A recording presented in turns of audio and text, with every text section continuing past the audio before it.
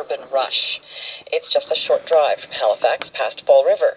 But some nearby residents are concerned that they won't be welcome to escape to Laurie Park in the future. Last Thursday, the department shared its plans to expand the campground and close the day use area, at least during the summer season. Susan Morash lives near the park and uses it frequently, and she's one of the founders of Friends of Laurie Park. Good morning, Ms. Morash. Good morning, Mr. Connolly. How are you? Fine, thank you very much. Describe Laurie Park, the part that you use for me. Well, we like to describe it as a little piece of heaven. It's a lovely little park. It's split between half of it is a small camping park, and the other half is a day-use picnic area.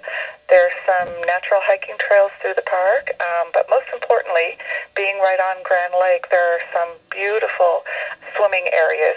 There's not really a sandy beach per se, but there are a lot of natural occurring large rocks, and there is nothing more enjoyable than on a hot summer evening going down to Laurie Park, sitting out on those rocks in the summertime with your friends and family and jumping in the beautiful lake and climbing up on the warm rocks to warm yourself back up again. It's to die for.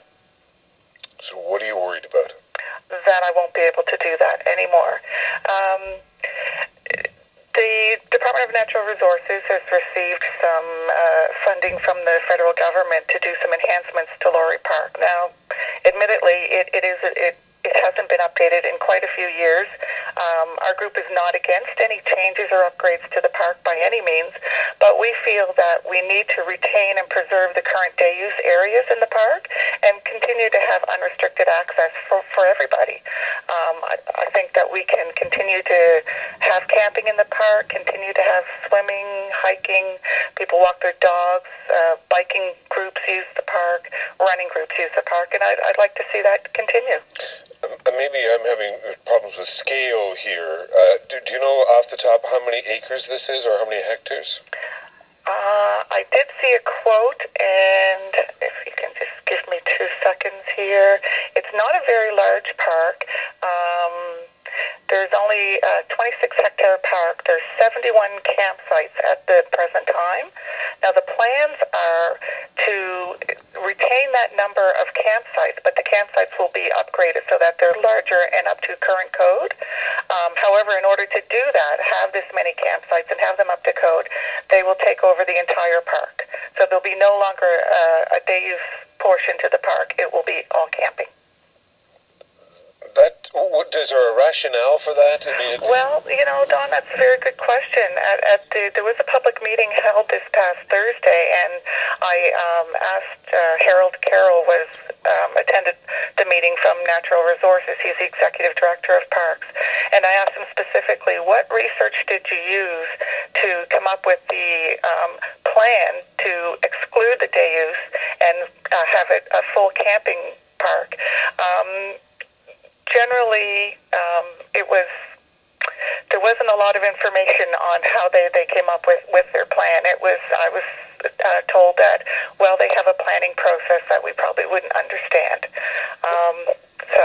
When you go to the park, ordinary, like last July, last August, perfect kind of day to go for a swim, would many or most of the 71 spots be taken up? No, the park only has, and admittedly by Mr. Carroll and Natural Resources, the park's occupancy rate is usually around 30 to 40%. There are some periods during the summer when it is at capacity, which is very nice to see, but generally it's only around 30 to 40%. At this stage of the game, what are Friends of Laurie Park doing to see if they can continue to have access to it? Well, we've started an awareness campaign. We have a Facebook account. We're up to almost 1,700 members now. We have a written petition with several hundred signatures on it. And we have a website, savelaurie.park.ca, and on Facebook it's also Save Laurie Park. We're trying to ensure that people are aware of what the plans are for Laurie Park and that they write to the Minister of Natural Resources, they write to Mr. Harold Carroll at Natural Resources, and they write to Percy Paris, who is our local MLA, expressing their opinions of what they would like to see happen at Laurie Park. Now, at the public meeting, Natural Resources did give us a form to fill out, a public feedback form. However, they didn't tell us what they're going to do with the forms and how they're going to review the feedback and how they're going to get back in touch with the community.